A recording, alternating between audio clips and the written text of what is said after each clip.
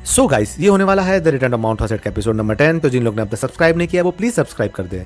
दोस्तों, हमने पिछले एपिसोड में देखा वो सारे लोग जिस रूम में बैठे रहते हैं उस रूम के बाहर से कोई आवाज दे रहा था। चांगमंग वापस आ गया। तो इस एपिसोड की शुरुआत में हम देखते हैं सेक लीडर और बाकी सारे लोग रूम से बाहर आ रहे होते हैं। जो बंदा कह रहा था कि चांगमंग वापस आ गया वो और कोई नहीं ऊनम था। फिर हम देखते हैं सेक लीडर कहते हैं चांगमंग वापस आ गया है और क्या वो सही है। फिर ऊनम कहता है हाँ सेक लीडर, वो वापस आ गया है और वो सही सलामत है। तो सेक लीडर कहते हैं मुझे उसे खुद से ही देखना होगा। उसी बीच फाइनेंस लीडर यूनशांग सेक लीडर को रुकने के लिए कहते हैं। तो सेक लीडर कहते हैं क्या बात है। फिर यूनशांग कहता है मुझे पता है कि आप उस बच्चे को बहुत मानते हो क्योंकि उस बच्चे ने हम लोगों के लिए बहुत कुछ किया है, लेकिन उस बच्चे को इतना ज्यादा केयर करके आप उसे बिगाड़िए मत। हमें सभी बच्चे को सही तरीके से राइज करना चाहिए और उसके कामों के हिसाब से रिवॉर्ड और पनिशमेंट देना चाहिए। इसीलिए अगर हम उस बच्चे को पनिश नहीं करेंगे तो उसे पता नहीं चलेगा कि उसने क्या गलत किया है। तो सेक लीडर कहते हैं मुझे भी ये बात पता है, आप टेंशन ना ले, मैं भी चाहता हूँ वो बच्चा अच्छे से ग्रो करे। अगर वो बच्चा सेफ है तो हम बस उसके कहीं पे भी जाने की फ्रीडम पर कुछ दिनों के लिए रिस्ट्रिक्शन लगा देंगे। कि तभी उनगम कहता है इससे कुछ नहीं होगा, वो बिना परमिशन के सेट से बाहर गया है, उसने रूल को तोड़ा है, तो उसे सीरियस पनिशमेंट देना चाहिए, उसे कम से कम आधे साल के लिए रूम के अंदर बंद कर देना चाहिए। तो सेक लीडर कहते हैं आधा साल ये कुछ ज्यादा हो जाएगा, वो बस अभी थर्ड क्लास डिसाइपल है। फिर उनगम कहता है वो थर्ड क्लास डिसाइपल है इसलिए मैं उसे ये पनिशमेंट दे रहा हूँ, अगर वो सेकंड क्लास डिसाइपल होता तो मैं उसे और भी बड़ा पनिशमेंट देता। सेक लीडर उसे कम से कम ऐसा पनिशमेंट देना चाहिए जैसा उसने क्राइम किया है, अगर आप नहीं दे सकते तो मैं खुद से ही उसे पनिश करूंगा। तो सेक लीडर कहते हैं कि आप सब भी ऐसा चाहते हैं। फिर यूनयांग और यूंगशान कहते हैं हाँ सेक लीडर।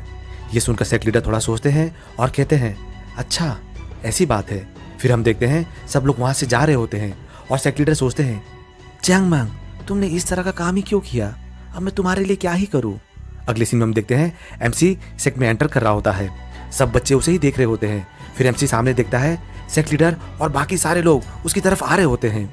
सारे बच्चे सेक लीडर और बाकी सभी को ग्रीट करते हैं। फिर एमसी भी सेक लीडर को ग्रीट करता है। उसके बाद सेक लीडर एमसी को कहते हैं तुम सेट के बाहर क्यों गए थे। तो एमसी कहता है मेरे पास और कोई चॉइस नहीं था। तो यूनियन कहता है अगर तुम्हारे पास ये करने का कोई अच्छा रीजन नहीं हुआ तो तुम पनिश होने के लिए तैयार हो जाओ। फिर सेक लीडर एमसी से कहते हैं तुम खुद को अच्छे से एक्सप्लेन करो, अगर तुम अपने एक्सप्लेनेशन से हमें कन्विंस नहीं कर पाए तो हमें तुम्हें हार्श पनिशमेंट देना होगा। ये सुनकर एमसी चौंक जाता है और वो थोड़ा घबरा कर एक्सप्लेन करने लगता है। तो यूनियन चिल्लाकर बोलता है इस तरह से बोलना बंद करो और सही तरह से समझाओ। कि तभी पीछे से कोई बोलता है प्लीज आप उसके साथ ऐसा बिहेव ना करें। हम देखते हैं ये एल्डर होंग ने कहा होता है। एल्डर होंग को देख के यूनियांग और बाकी सब चौंक जाते हैं। फिर एल्डर होंग कहते हैं तो आप लोग कैसे हैं। तो सेक लीडर एल्डर होंग को देख के बहुत खुश हो जाते हैं और उनकी तरफ आते हुए बोलते हैं बहुत समय हो चुका आपसे मिले हुए, 7 दिन पहले हमें लेटर मिला था जिसमें आपके हेल्थ के बारे में बताया गया था कि आप बहुत बीमार थे, तो आप अभी यहाँ कैसे। फिर एल्डर होंग कहते हैं ये सब इस बच्चे के कारण से हुआ है, इसकी वजह से ही आज मैं जिंदा हूँ, इसीलिए आप इस पे इतना गुस्सा ना हो, इसने सिर्फ मुझे ही नहीं बल्कि पूरे यूना मर्चेंट गिल्ड को बचाया है। ये सुनकर सेक लीडर और बाकी सब चौंक जाते हैं और एमसी पीछे मुस्कुरा रहा होता है। फिर सेक लीडर हैरान होकर एमसी की तरफ देखते हैं। एमसी हंसते हुए कहता है हाँ ऐसा ही हुआ है जैसा इन्होंने कहा है। अगले सीन में हम देखते हैं सेक लीडर ने एमसी को पनिश किया होता है और वो एमसी से पूछते हैं तुमने एल्डर होंग को कैसे ठीक किया, इसे थोड़ा डिटेल में बताओ। तो एमसी कहता है फाइन नाम का एक प्लांट है, वैसे तो वो देखने में नॉर्मल प्लांट लगता है लेकिन वो बहुत ज़्यादा पॉइजनस है। आपको तो पता ही है मैं बेगर सेट से आया हूँ और बहुत सारे बेगर सेट के लोग फाइन प्लांट की वजह से बीमार हो चुके हैं। अगर आप गलती से फाइन प्लांट खा लो तो आप तुरंत ही बीमार पड़ जाओगे और जल्दी आपकी मौत हो सकती है। वैसे तो बेगर सेट को पता है इसे ठीक कैसे किया जा सकता है, ये जितना पॉइजनस है उतना ही इसे ठीक करना आसान है, बस हमें पेशेंट को ग्राउंडेड रेडिश खिलाना पड़ता है। ये बातें बहुत सारे डॉक्टर को भी नहीं पता होता है। तो सेक लीडर कहते हैं तो तुम कहना क्या चाहते हो, एल्डर होंग फाइन प्लांट से पॉइजन हो चुके थे। उसके बाद एमसी कहता है हाँ सिम्टम तो वही दिख रहे थे, इसलिए मैंने उन्हें ग्राउंडेड रेडिश खिलाया और उसके बाद वो तुरंत ही रिकवर हो गए। फिर यूंगसांग कहता है मैंने भी ऐसा कुछ पहले सुना था, लगता है बेगर सेट के पास बहुत सारे पॉइजन को ठीक करने का नॉलेज है। तो सेक लीडर कहते हैं ऐसा है क्या, तो इसका मतलब चांगमंग सही कह रहा है। फिर एमसी सोचता है वैसे तो मैंने सच ही कहा है क्योंकि मैं पहले ही वॉर में ये एक्सपीरियंस कर चुका हूँ, अगर ये लोग किसी बेगर से पूछेंगे तो वो लोग यही कहेंगे, और मैंने ये जो स्टोरी बनाया है वो एल्डर हॉन्ग को भी सुना दिया है, इससे आगे कोई प्रॉब्लम भी नहीं होगा। फिर उनगम कहता है, किसने सोचा था कि ऐसा कुछ होगा? अगर ये सच कह रहा है तो हमें इसे पनिश नहीं, रिवॉर्ड देना चाहिए। तो सेक्ट लीडर कहते हैं, हाँ सही कहा। कि तभी ऊनम सेक्ट लीडर को कहता है, सेक्ट लीडर क्या आप इसे रिवॉर्ड देंगे? वैसे तो इसने ये सब गुड इंटेंशन से किया है, लेकिन इसने तो रूल तोड़ा है, इसलिए आप इसे सही तरीके से डील करें, इसे इस तरीके से जाने मत दें। तो सेक्ट लीडर ऊनम की तरफ देखते हैं और कहते हैं, क्या रूल किसी पर्सन के लाइफ से ज्यादा इंपॉर्टेंट है? ये सुनकर ऊनम अपनी बातों पे बुरा फील करता है। फिर आगे सेक्ट लीडर कहते हैं, माउंट हुआ सेट एक ग्रेट सेट है, और किसी को हेल्प करना और किसी की लाइफ को बचाने से ज्यादा इंपॉर्टेंट और क्या ही है। तो ऊनम कहता है, मुझे माफ कर दीजिए मेरे ऐसे बिहेव के लिए, जबकि मैंने सबसे पहले सेक्ट लीडर को इसके बारे में बोल दिया और सेक्ट लीडर ने इसमें गुस्सा दिखा दिया है। तो लगता है अब कोई भी एल्डर चेंग मैंग के खिलाफ नहीं बोलेंगे। मुझे चेंग मैंग को बचाने के लिए ऐसा करना पड़ा, और सेक्ट लीडर मेरी बात समझ चुके थे, इसीलिए उन्होंने इस एक्ट में मेरा साथ दिया।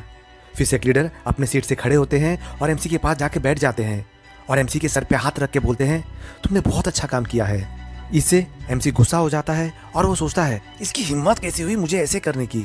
अगले सीन में हम देखते हैं सब लोग डाइनिंग टेबल पे बैठ के मीटिंग कर रहे होते हैं। वहाँ पे एमसी, ऊनम और उनगम सेक्ट लीडर के पीछे खड़े रहते हैं। फिर एल्डर हॉन्ग एमसी की तरफ देख के बोलते हैं, इस बच्चे ने अपने काम का सारा क्रेडिट माउंट वासेट को दे दिया है। ये सुनकर सेक्ट लीडर और बाकी सारे लोग प्राउड फील करने लगते हैं। फिर आगे एल्डर हॉन्ग कहते हैं, मैं अपने ग्रेटिट्यूड को दिखाने के लिए माउंट वासेट में इन्वेस्ट करना चाहता हूँ। ये सुनकर यूनियन और भी ज्यादा चौंक जाता है।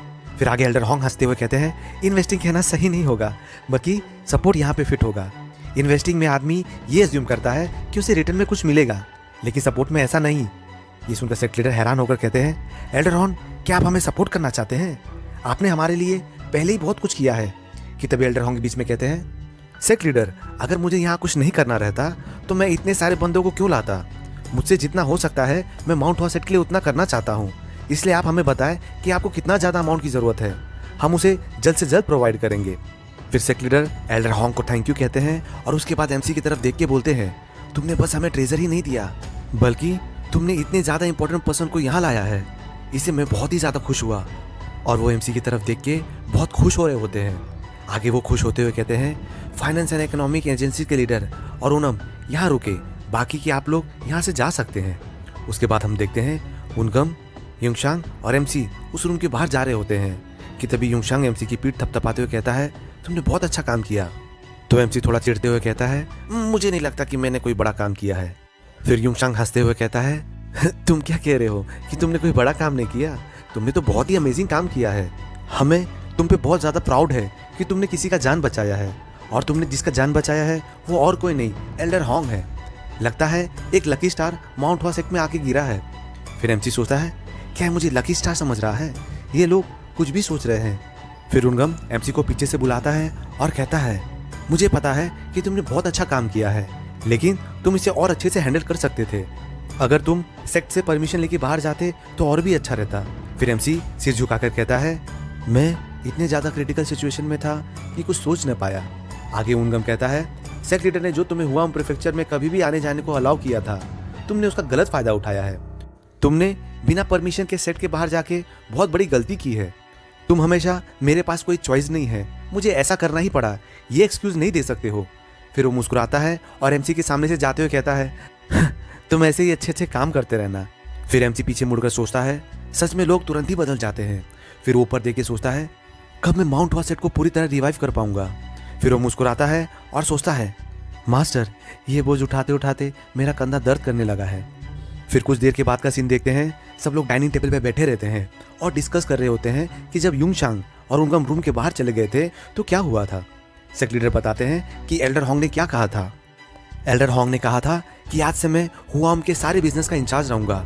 आपको माउंट वासेट के फाइनेंस के बारे में चिंता करने की जरूरत नहीं, क्योंकि मैं सारे बिजनेसों को अच्छे से हैंडल करूंगा।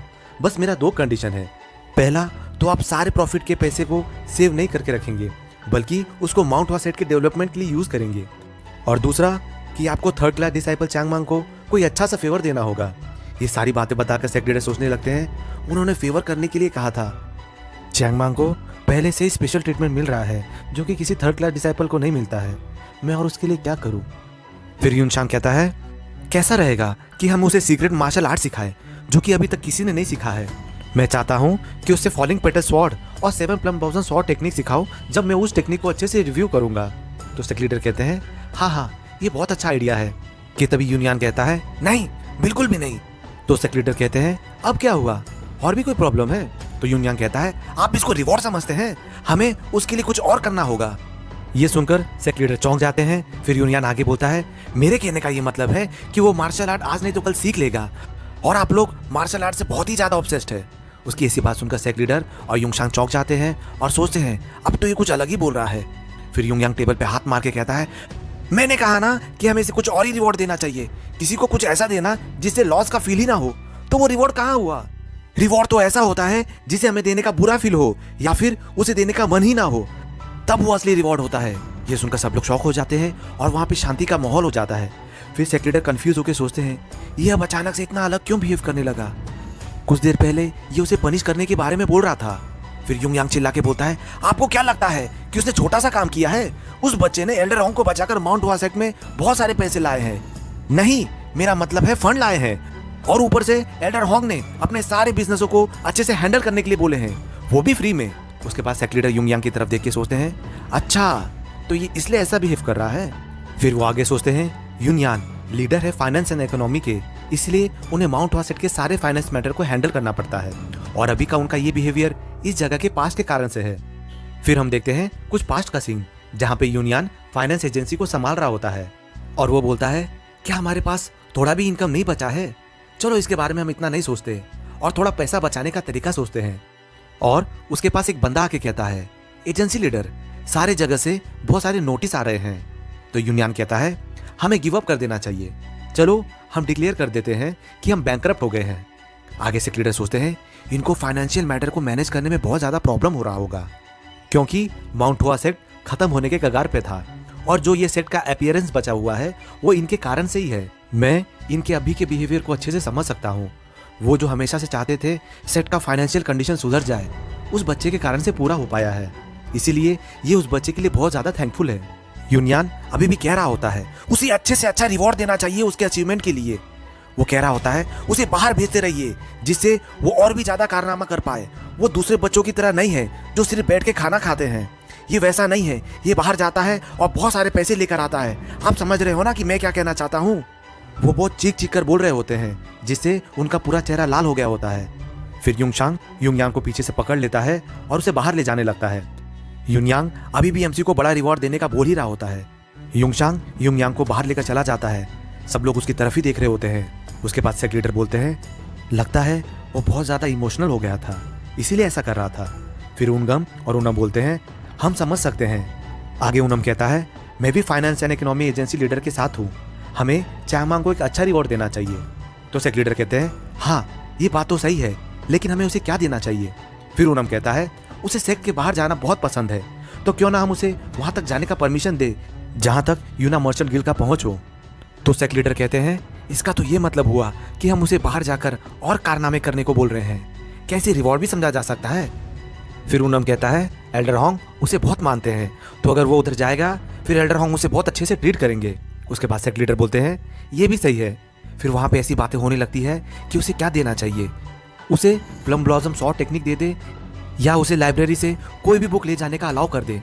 ये सब बातें हो ही रही होती है कि तभी यूनयांग वापस से आकर बोलता है नहीं, उसे बहुत सारे पैसे दे दो, इस मैटर को पैसे देकर ही सेटल किया जा सकता है। फिर यूनचान उसके मुंह को बंद कर उसे वापस से बाहर ले जाता है।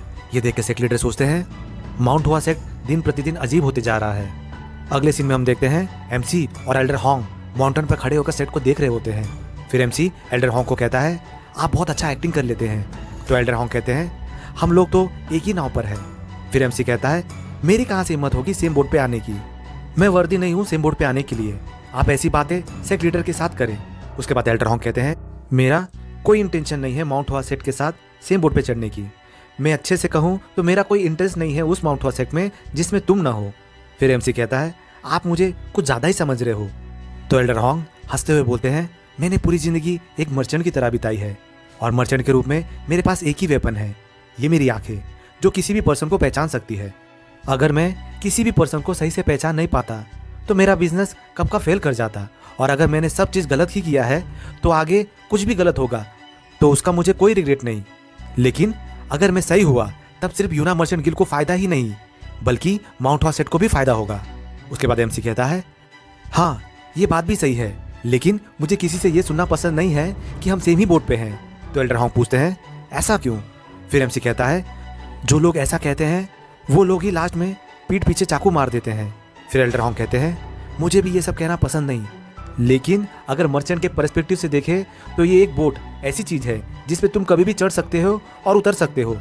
लेकिन अगर हमारा डेस्टिनेशन सेम रहा तो तुम्हें उतरने की कोई ज़रूरत नहीं होगी, क्योंकि अगर हम साथ में बोट को चलाएं तो हम अपने डेस्टिनेशन पर जल्दी पहुंच सकते हैं। फिर एमसी कहता है, हाँ सही कहा आपने। उसके बाद एल्डर हॉन्ग सोचते हैं, इससे ये बात तो क्लियर हो चुकी है कि हमारा डेस्टिनेशन सेम है। अगर इस बच्चे ने कोऑपरेट किया तो यूना मर्चेंट गिल्ड माउंट हॉसेट को सपोर्ट करके बेनिफिट कर सकता है। मुझे पता है कि इसने माउंट हॉसेट को अपने दिमाग में एक अलग ही लेवल पे सोच के रखा है।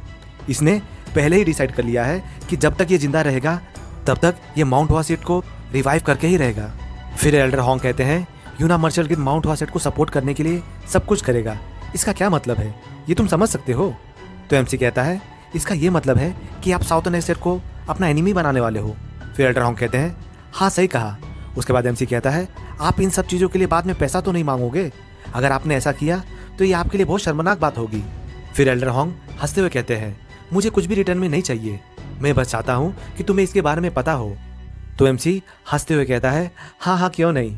फिर वो दोनों एक दूसरे को देख के हंस रहे होते हैं। बाहर से वो दोनों हंस रहे होते हैं, लेकिन अंदर से वो एक दूसरे को भला बुरा बोल रहे होते हैं।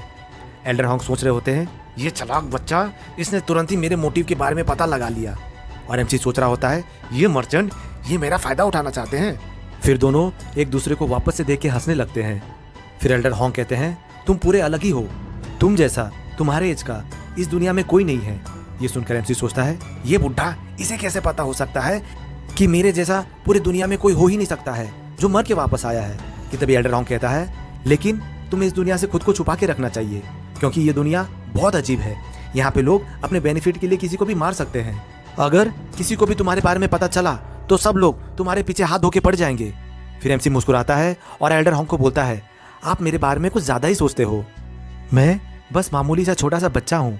फिर एल्डर हॉन्ग कहते हैं, ठीक है तो अब मैं चलता हूँ। जब एल्डर हॉन्ग जा रहे होते हैं तो एमसी उन्हें रोकता है और कहता है, क्या आप कुछ चीज़ों को मेरे लिए ढूंढ सकते हैं? उसके बाद हमें नहीं बताया जाता कि एमसी ने एल्डर हॉन्ग को क्या कहा। अगले सीन में हम देखते हैं एल्डर हॉन्ग माउंटेन से नीचे उतर गए रहते हैं और वो सेट से बाहर जा रहे होते हैं। फिर वो एमसी की तरफ देखते हैं और सोचते हैं, इसने सच में मुझे बहुत सारे कामों में लगा दिया है, मैं इसके थॉट्स को समझ ही नहीं पा रहा हूँ। ये चाइल्डलेस दिखता है, वो रियल है या फेक मैं ये नहीं कह सकता हूँ। मैंने सबसे पहले माउंट हॉसेट में एक ड्रैगन को ढूंढ लिया है, और अगर इस चीज़ का मैं सही से फ़ायदा उठाऊं तो यूना मर्चेंट गिल्ड दुनिया का सबसे ग्रेटेस्ट मर्चेंट गिल्ड बन जाएगा। ये सब वो सोच ही रहे होते हैं कि तभी जोंग्युई एल्डर हॉन्ग से कहता है, क्या आपने उससे अच्छे से बात कर लिया? तो एल्डर हॉन्ग कहते हैं, हाँ, लेकिन मैंने अपने थॉट को थोड़ा चेंज कर लिया है। और फिर वो एमसी की तरफ देख के कहते हैं, अभी भी बहुत सारे काम बाकी है, तो चलो हम स्टेज को तैयार करना स्टार्ट करें। फिर एल्डर हॉन्ग वहाँ से कैरेज में बैठ के जाने लगते हैं। फिर एल्डर हॉन्ग को एमसी जाते हुए देखकर सोचता है, मैं अपने सेक के एल्डर से इजीली डील कर पाता हूँ, लेकिन इससे डील करना बहुत हार्ड है। चलो मैंने अपने सेट के सबसे बड़े प्रॉब्लम को सॉल्व कर दिया, जो है गरीबी, लेकिन अभी भी साउथर्न एस्टेट से बदला लेने का समय नहीं हुआ है। वैसे तो वो लोग अपने रूट को भूल कर कुछ और ही कर रहे हैं, लेकिन माउंट हॉसेट ने अपनी पूरी आइडेंटिटी ही खो दी है, इसीलिए मुझे अभी मार्शल आर्ट में टाइम देना चाहिए। अगले सीन में हम देखते हैं एमसी सोच रहा होता है, यूना मर्चेंट गिल्ड बहुत पावरफुल गिल्ड है, माउंट हॉसेट का कोई भी डिसाइपल उस बिजनेस को मैनेज नहीं कर पा रहे थे, लेकिन यूना मर्चेंट गिल्ड के मर्चेंट लोगों ने बहुत आसानी से उन सारे बिजनेसों को मैनेज किया और कुछ ही दिनों में वो सारे बिजनेस अच्छे से चलने लगे हैं। और ये सब देखकर यूनियन बहुत अच्छे से स्माइल कर पाता है। माउंट हॉसेट का सिचुएशन पानी के बहाव की तरह पीसफुल हो गया है, लेकिन अभी भी कुछ लोग हैं जिनको पीसफुल टाइम नहीं मिल पाता। एमसी ये सारी चीज़ें उन डिसाइपलों के लिए बोलता है जो कि बहुत हार्ड ट्रेनिंग कर रहे होते हैं। सबके पीठ पे एक एक बड़ा सा स्टोन रखा होता है, लेकिन गुल के पीठ पे 2 स्टोन रखा होता है और ऊपर से एमसी भी उस पर बैठा रहता है। एमसी सबको बस एक और लास्ट पुशअप करने के लिए कहता है। उन्हीं में से एक बच्चा कहता है, क्या ये लास्ट नहीं था? इस तरह से हम मर ही जाएंगे। फिर एमसी कहता है, अभी तो कोई मरा नहीं है ना। फिर हम देखते हैं गुल ये सुनकर और भी पुशअप करने लगता है। गुल को इतना मोटिवेट देखकर उसका दोस्त भी खुश हो जाता है और उसका दोस्त सोचता है जब ये मॉर्निंग ट्रेनिंग स्टार्ट हुआ था तो मैं इसके बारे में चिंता कर रहा था।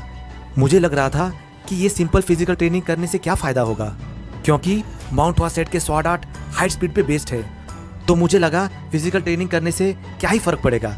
लेकिन कुछ ही दिनों के बाद मैं सरप्राइज हो गया, क्योंकि जितना ज़्यादा हमारा बॉडी स्ट्रांग होता जा रहा था उससे दोगुना स्पीड में हमारा स्वॉर्ड फास्ट और शार्प होते जा रहा था। इस ट्रांसफॉर्मेशन को सब नोटिस कर सकते हैं। अब ये ट्रेनिंग डे बाय डे और भी मज़ेदार होते जा रहा है। पहले सब लोग इस ट्रेनिंग का खत्म होने का इंतजार करते थे, लेकिन सब लोग अब इस ट्रेनिंग को और भी ज़्यादा करना चाहते हैं। हम पूरी तरह से बदल चुके हैं, लेकिन यहाँ पे एक प्रॉब्लम है। हम देखते हैं कुछ बच्चे अपनी बॉडी दिखा रहे होते हैं, उसके पीछे गुल का दोस्त ये सब खड़े होकर देख रहा होता है और वो आगे सोचता है यहाँ पे एक प्रॉब्लम है। मुझे अब ऐसा फील होने लगा है कि हम लोग माउंटेन के डाकू की तरह बनते जा रहे हैं। फिर गुल का दोस्त गुल को कहता है आज भी चंगमंग माउंटेन से वापस नहीं आया। फिर गुल कहता है हाँ, वो कुछ दिनों से ऐसा ही कर रहा है। उसके बाद गुल का दोस्त कहता है मैं उसे बहुत कम ही देखता हूँ। जब से हम लोगों ने इंडिपेंडेंट ट्रेनिंग करना स्टार्ट किया है वो सबसे पहले जाग जाता है, और वो जाग के जाता कहाँ है? हो सकता है वो मर्चेंट गिर जाता होगा। वैसे भी वो माउंट वासेट के स्टेबल होने के बाद से उनसे मिलने के लिए जाता ही रहता है। फिर उसका दोस्त बोलता है हाँ, ये भी सही बात है। फिर गुल कहता है भाई क्या तुम भी फील कर पा रहे हो? तुम्हें क्या लगता है कि हम कितना ज़्यादा स्ट्रांग हो चुके हैं? फिर उसका दोस्त कहता है इसे बताना थोड़ा मुश्किल है, क्योंकि सब लोग साथ में ही स्ट्रांग बनते जा रहे हैं, लेकिन मैं इतना कह सकता हूँ कि हम पहले से दोगुना स्ट्रांग हो चुके हैं। तो गुल कहता है बस दोगुना स्ट्रांग? फिर उसका दोस्त कहता है मुझे भी इसके बारे में इतना नहीं पता है, लेकिन मैं ये कह सकता हूँ कि मैं अपने पुराने सेल्फ जैसे 3 लोगों को एक ही साथ हरा सकता हूँ। तो गुल सीरियस होकर कहता है ये काफ़ी नहीं होगा, तुम्हें भी पता है कि कॉन्फ्रेंस आने वाला है। तो दोस्तों यहाँ पे गुल उस कॉन्फ्रेंस के बारे में कह रहा है जिसे साउथर्न एज और माउंट हुआ कॉन्फ्रेंस भी कहते हैं। इस इवेंट के बारे में शॉन बेकली ने पहले के एपिसोड में बताया था। फिर आगे गुल कहता है हमें बहुत ज़्यादा स्ट्रांग बनना पड़ेगा। ये सुनकर गुल का दोस्त मुस्कुराता है और हंसते हुए कहता है ठीक है, हम चैंगमैंग को बोलेंगे कि हमें और भी ज़्यादा ट्रेन करे। फिर अगले सीन में एमसी बहुत जल्दी उठ जाता है और उसके बाद वो माउंटेन की तरफ जाता है और सोचता रहता है मैं रोज़ सुबह ट्रेनिंग करके body and sword unification technique कुछ हद तक कर पाता हूँ। मैं इसे इतना भी कर पा रहा हूँ क्योंकि मैंने अपने पास्ट लाइफ में इसे पूरी तरह से सीख लिया था, और अगर मुझे और भी ज़्यादा स्ट्रांग बनना है तो मुझे रोज़ ट्रेनिंग करना पड़ेगा और इस टेक्निक को जल्द से जल्द सीखना होगा। सबसे बड़ा प्रॉब्लम तो ये है कि ट्रेनिंग करने के लिए मैं अपने स्वॉर्ड आर्ट उन लोग के सामने यूज़ नहीं कर सकता, इसीलिए मुझे यहाँ आना पड़ता है अपने स्वॉर्ड आर्ट को प्रैक्टिस करने के लिए। फिर वो आगे देख के चौंक जाता है क्योंकि कोई उसके सामने ट्रेनिंग कर रहा होता है। हम देखते हैं वो लड़की होती है जो एमसी के सामने ट्रेनिंग कर रही होती है। वो अपने स्वॉर्ड आर्ट का प्रैक्टिस कर रही होती है। दोस्तों अब जाकर इस मांगा में कोई फीमेल कैरेक्टर आई है। तो दोस्तों ये एपिसोड यहीं पे समाप्त हो चुका है। आगे क्या होगा वो सब हम जानेंगे नेक्स्ट एपिसोड में। तो दोस्तों ये सीरीज पसंद आ रही हो तो प्लीज़ कमेंट में ज़रूर बताना। Thanks for watching.